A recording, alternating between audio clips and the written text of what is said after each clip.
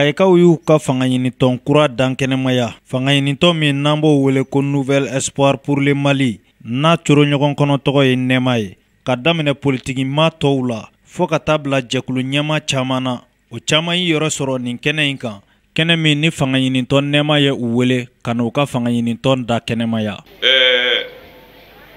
Ni ye Nɛma mafilɛ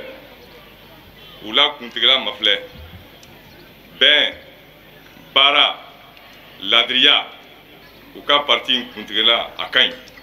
Bɛn tɛ yɔrɔ yɔrɔ Nɛma tɛ yen, baara tɛ yɔrɔ yɔrɔ Nɛma tɛ yen, ladiriya tɛ yɔrɔ yɔrɔ Nɛma tɛ yen, hadamadenya tɛ yɔrɔ min b'o fara kan Nɛma tɛ yen, muɲu ni sabali tɛ yɔrɔ min Nɛma tɛ yen. Donc u ye kunsikilenna min yira na bi Mali an ka bɛn, Mali an ka baara kɛ, Mali an ka ladiriya, Mali adamadenya ka don an na, Mali maaya ka don an na, o de bɛ Mali taaɲa. Kayi association bɛɛ lajɛlen tɔgɔ la an bɛ se ka mun fɔ a la o ye nisɔndiya de, surtout an ɲɛ bɛ mɔgɔ minnu la kɛnɛ in kɔnɔ, an ɲɛ bɛ cɛ ni muso minnu na a kelen o kelen bɛ maa danaya maa bɔ. N'i welela kɛnɛ dɔ kan tuma dɔ la n'i sera n'i ye mɔgɔw lajɛ a bɛna b'i kuma yɔrɔ bɔ n'a ti kuma yɔrɔ bɔ i b'a dɔn. An ye cɛ minnu sɔrɔ faralen ɲɔgɔn kan an y'a ye maa bɛ se k'a jigi sɛmɛ k'a fɔ k'u sigilen bɛ fɛn mun kan u b'a dɔn. Mais an bɛ wagati mun na sisan bɛɛ b'a dɔn ko campagne wagati tɛ, k'a da mun kan jamana bɛ lahalaya mun na hakilisigi tɛ fan si. O la ni mɔgɔ dɔw sɔrɔla ka fara ɲɔgɔn kan k'i miiri o jamana dilanni la, k'i miiri kunun tiɲɛra bi sera, u bɛ se ka fara ɲɔgɔn kan cogo di k'i jigi sɛmɛ ɲɔgɔn na ka ɲɔgɔn dɛmɛ n'u ka condition n'u ka faamu ye a ka k'aw ka dɛmɛ. Association tɔgɔ la an ye cɛ minnu ye an dalen b'u la, an b'a k'o tɔ lajɛ sabu yɛrɛ ka fɔta dɔn ko mahali ɲɛmaa tɔmɔ fɔlɔ o b'a yira baara in bɛ fɛsɛfɛsɛla tiɲɛ de kan. Baara mana labɛn ni mun bɔra an b'a filɛ sabu anw ta ko tɛ parti ko ye bilen, anw ta ko ye danayama ko de. An ka ko kun ye mun ye bilen wari ko tɛ bilen, a kun ye an bɛ se k'an bolo sɛmɛ joona mun b'an sama ka bɔ nin dingɛ in kɔnɔ. An bɛ Kayiba Jabate fo, an bɛ Bamakɔkaw mun fo olu y'u sen da u kɔnɔ kan ka se yan u ka foli b'u ye. U bɔr'u ka so u nan'u ka so. Yarabi an bɛ dugawu kɛ jamana in ye. Jamana in bɛ dingɛ min kɔnɔ Ala k'a bɔ o dingɛ kɔnɔ, Ala k'a di a kalifabagaw ma. Nɛma n'a fɔra Nɛma ye parti ye, parti politique don. O parti politique a bɛ bɛɛ lajɛlen bisimila. Mɔgɔ o mɔgɔ n'i nana i bɛ bisimila. Aw bɔra ka so an nana aw ka so. Bi wulada in na an b'a fɔ tuguni anw denmisɛnninw an nisɔndiyalen don halisa, sabula nin fɛnɛ hɛrɛ de ye tuguni hɛrɛ kura ka don jamana kɔnɔna la. Donc o hɛrɛ n'o sera anw ma Kayi yan k'a fɔ fɛnɛ an ka Kayi maakɔrɔw bɛ kɛnɛ kan yan, an ka Kayi politiki ɲɛmɔgɔw bɛ kɛnɛ kan yan, n'u ma deli ka da tugu mɔgɔ ɲɛ n'u bɛ bɛɛ ka bila la ko kana ko Nɛma y'u invité ka na ka sigi jamana jɔli ko la hakili falen na, vraiment n b'a ɲini aw fɛ jama aw ka tɛgɛrɛ fo. Nɛma in vraiment tamasere dɔ b'a la fɔlɔ o ye tamasere ɲumanba ye n'o ye yiri ye. Yiri filɛ nin ye nkalon t'a la, i bɛ yiri turu i bɛ min don a la a b'o de nafa falen ye. Ni Nɛma nana Kayi yan k'u ka symbole dɔ kɛ u ka tagamasiyɛn dɔ kɛ yiri ye, sabula ɲina Kayi kɔnɔna la yiri turu min kɛra Kayi yan nɔ a ma kɛ Mali fan yɔrɔ si. Exemple taara Kayi kan yiri turu la yan. Donc jamana bɛ phase min na n'o assise ye la refondation du Mali, Nouvel Espoir pour le Mali. Donc n'o nana bɛn la refondation de notre pays, an ka lajɛ assise min bɛna kɛ a y'a lajɛ aw ka délégué ɲɛnamaw sugandi, sabula u bɛna taa kuma région tɔgɔ de la, u bɛna taa kuma commune tɔgɔ de la. Donc aw mago bɛ fɛn minnu na n'aw ma fɔ depuis a fɔ waati la ni a recommandation taara a tɛna to Kayes a bɛ taa Bamako de a bɛ fɔ ko Kayikaw de ko k'u mago bɛ nin de la donc n'aw ma fɛn ɲɛnamaw proposer ni fɛn taara min ta aw ka laɲini ye n'a nana aw b'a fɔ ko fɛn ma kɛ donc an ka to k'an hakili to olu yɔrɔ la kosɛbɛ. Maa caman de y'i jigi da nin fanga ɲini tɔn kura in kan min n'an b'o wele ko Nouvel Espoir pour le Mali nɛma ka jira k'a fɔ nin fanga ɲinitɔn in bi kana ni hakilina minnu ye n'o jɔsenw ye bɛn ani baara ni ladiriya ye o kama maa caman ka kumakan kɛra k'a fɔ u bɛna kana nin kɛnɛ in seereya ka tila ka fanga ɲinitɔn nɛma ɲɛmaw lajɛ n'a sɔrɔla u ben'u bolo ɲɛsin maa minnu ma ni dakɛlen do u la u yɛrɛ kɛwale la an'u yɛrɛ ka sigidaw la. Mali kɔnɔ secteur minier bɛɛ sur le plan national ne de y'a bɛɛ syndicat ɲɛmɔgɔ ye donc anw ka baara tɛ kɔrɔlen ka yala politique mɔgɔ nɔfɛ sinon politicien tɛ Kayi min tɛ ne dɔn o tɛ yen mais kana n jɔ politique kɛnɛ kan ka kuma politique tɔn dɔ tɔgɔ la foyi m'o kɛ ni danaya tɛ kabiri Musa Jalo y'a fɔ ɲɛna k'a fɔ k'u ka parti lancement bɛ yen ko parti tɔgɔ ko Nɛma mɔgɔw bɛ ka Nɛma min fɔ o ye an kelen-kelenna bɛɛ bɛ Nɛma min sɔrɔ parti kɔnɔ mɔgɔw bɛ k'o de fɔ nka parti yɛrɛ tɔgɔ Nɛma kɔrɔ ye di Nouvel Espoir pour le Mali o kɔrɔ ye di jigiya kura Mali jamana ye a kɔrɔ de y'o ye ni jigiya ni an bɛɛ ba ye Mali min ye ni Mali ye jigiya kura sɔrɔ o kɔrɔ ko du kelen-kelenna bɛɛ ye jigiya sɔrɔ kuma bɛɛ tɛ fɔ don bɛɛ la n y'a fɔ aw ye n ko politique mɔgɔ tɛ yan min tɛ ne dɔn parce que Musa binbagaw anw kun b'a la les événements du 26 mars hali ne jɔlen b'aw ɲɛkɔrɔ marifa kisɛ bɛ ne farikolo la 26 mars kɔlɔlɔ donc Musa binnen anw minnu kun ye ekɔlidenw ye parti politiques girinna anw de nɔfɛ nka walahi de Ala ye ma nin fɔ dɛ ne tigɛra a bɛɛ la a bɛɛ a si ma dusu min y'an bila ka fanga bin a si m'o wale kɛ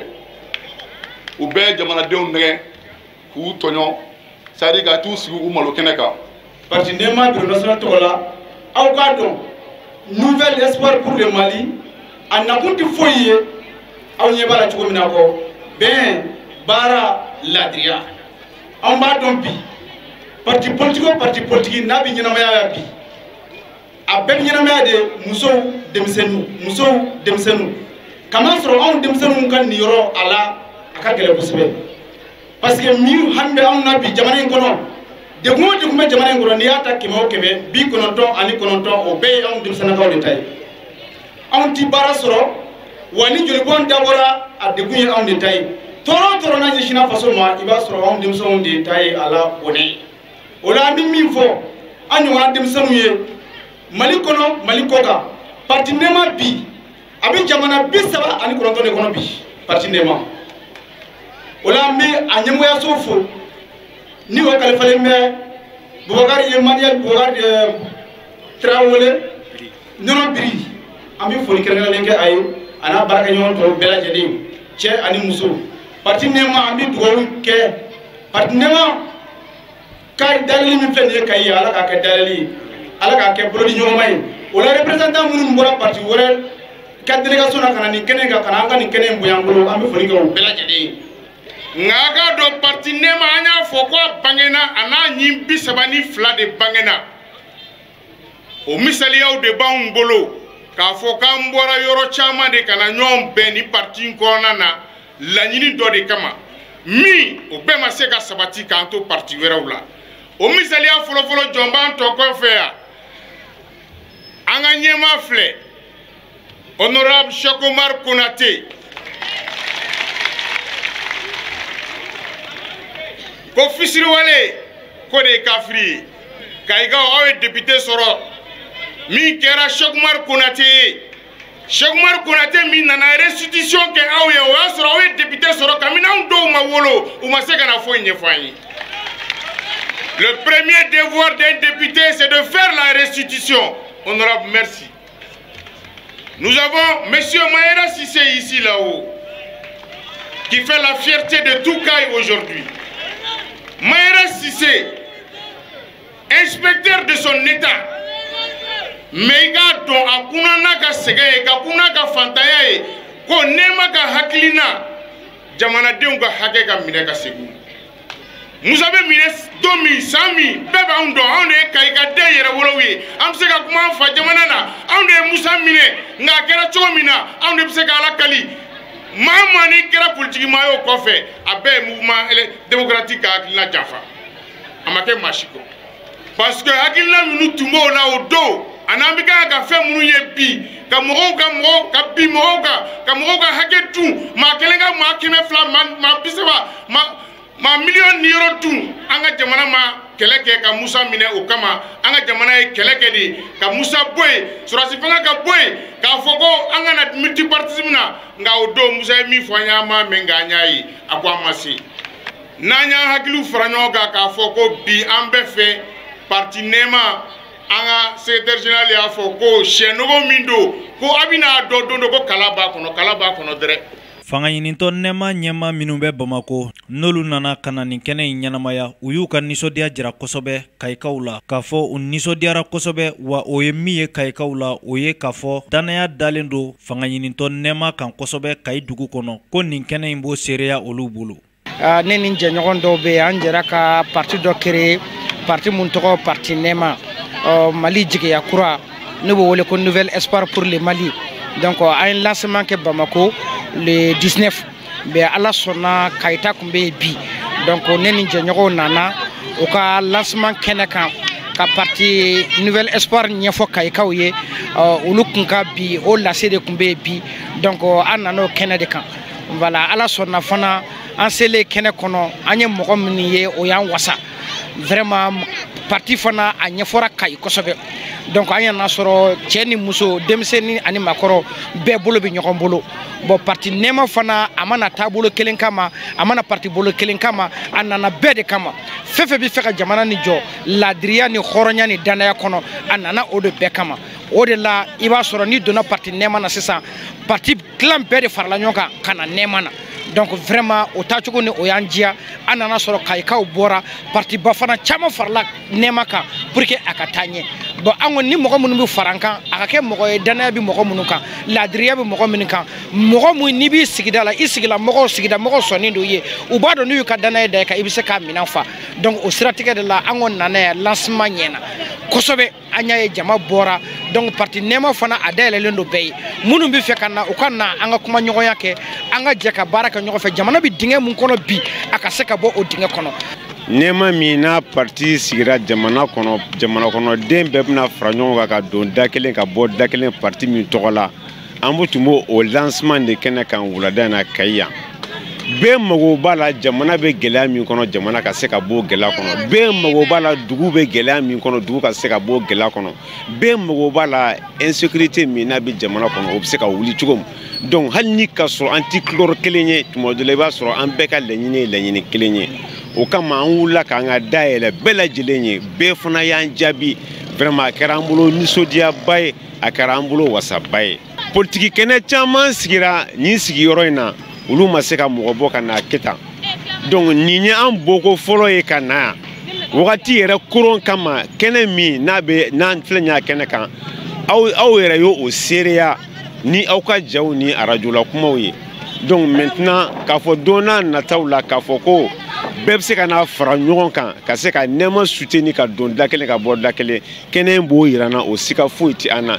Ni fanga ɲinitɔn kura in u ko u bolo mɔnɔ bɔlen don bɛɛ lajɛlen ma maa minnu ko k'a fɔ i mago bɛ baara la tiɲɛ kan ni ladiriya ye k'u b'u bɛɛ lajɛlen bisimila wa u kana u ka jɛ ka baara kɛ bɛn kɔnɔ ani ladiriya kɔnɔ.